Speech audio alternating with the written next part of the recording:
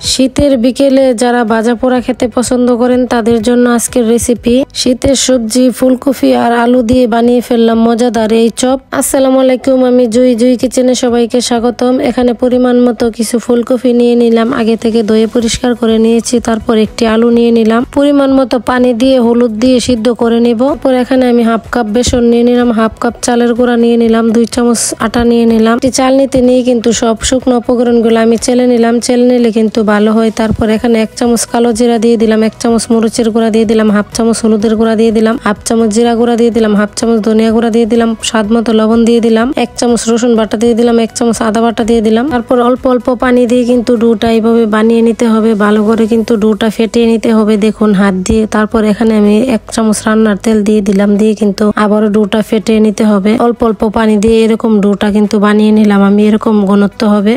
তারপর যে ফুলকপি আর আলু সিদ্ধ করে নিয়েছিলাম, দেখুন সিদ্ধ হয়ে গেছে। এখন আমি একটি কাঁটা চামচের সাহায্যে কিন্তু এইভাবে ভেঙে ভেঙে নিতে হবে। তারপর এইভাবে ভেঙে নেওয়ার পর এখানে আমি স্বাদ মতো লবণ দিয়ে দিলাম, তারপর ধনিয়া পাতা দিয়ে দিলাম পরিমাণ মতো, কাঁচামরিচ দিয়ে দিলাম পরিমাণ মতো, 1 চামচ চিলি ফ্লেক্স দিয়ে দিলাম, পেঁয়াজ বেরেস্তা দিয়ে দিলাম পরিমাণ মতো, কাঁচা পেঁয়াজ দিয়ে দিলাম পরিমাণ মতো, এটা যার যার পরিমাণ মতো দিবেন। এখানে 2 চামচ কর্নফ্লাওয়ার দিয়ে দিলাম, দিয়ে কিন্তু হাত দিয়ে সবগুলা মেখে নিতে হবে। যত ফুলকপিতে কিন্তু পানি থাকে। এই 2 চামচ কর্নফ্লাওয়ার দিয়ে দিলাম। দেখুন এইভাবে কিন্তু ফুলকপির চপগুলা শেপ দিয়ে দিলাম, যে যেরকম ইচ্ছে এরকম শেপে কিন্তু বানাতে পারবেন। তারপর যে বেসন গুলে রেখে দিয়েছিলাম এখানে কিন্তু চুবিয়ে গরম তেলে ছেড়ে দিতে হবে। গরম তেলে ছেড়ে কিন্তু উল্টে পাল্টে সময় নিয়ে ভেজে নিলে অনেক ক্রিস্পি হবে, খেতে কিন্তু অনেক ভালো লাগবে। এই শীতে বিকেল বেলা 1 কাপ চার সঙ্গে গরম গরম এই ফুলকপির চপ খেয়ে নেবেন, খেতে কিন্তু অনেক মজা লাগবে।